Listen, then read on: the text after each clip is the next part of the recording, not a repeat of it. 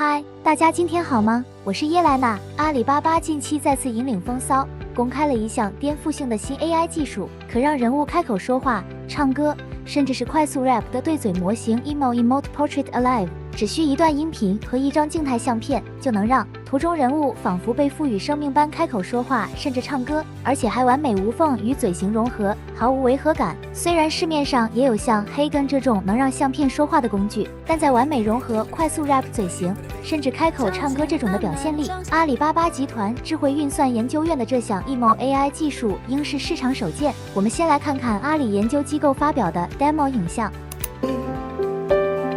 I never knew you were the someone waiting for me. We were just kids when we fell in love, not knowing what it was.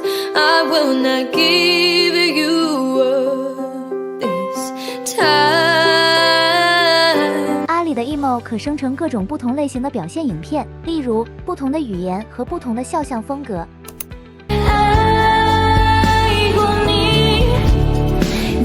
心里只能轻轻叹息。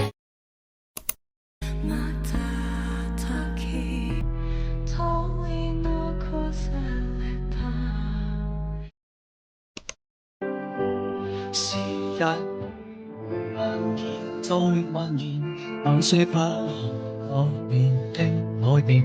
Emote 技术也可以应用在超快速的节奏上，即使是最快的歌词，也能展现出富有张力和动态的表现，能够与图片、照片中的角色完美同步。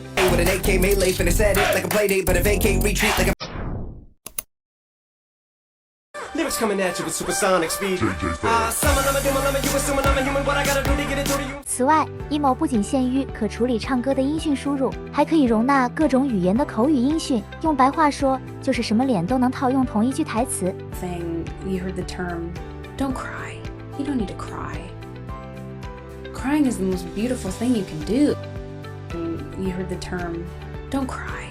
You don't need to cry. 此种技术能够将过去时代的肖像、绘画以及 3D 模型和人工智慧生成的内容制作成动画，为其注入逼真的动作和真实感。根据 Emote 官网的介绍，这项技术存在许多的潜在应用，例如能使电影角色的肖像能够以不同的语言和风格提供独白或表演，甚至扩大至多语言和多文化背景下人物塑造的可能性。用白话说，即便是知名人物、各类人士的肖像，也能将它们转化为说出不同语言或改变原本的说话风格，呈现出一种跨演员式的表演。你1年没吃苹果，你就能抠苹果了。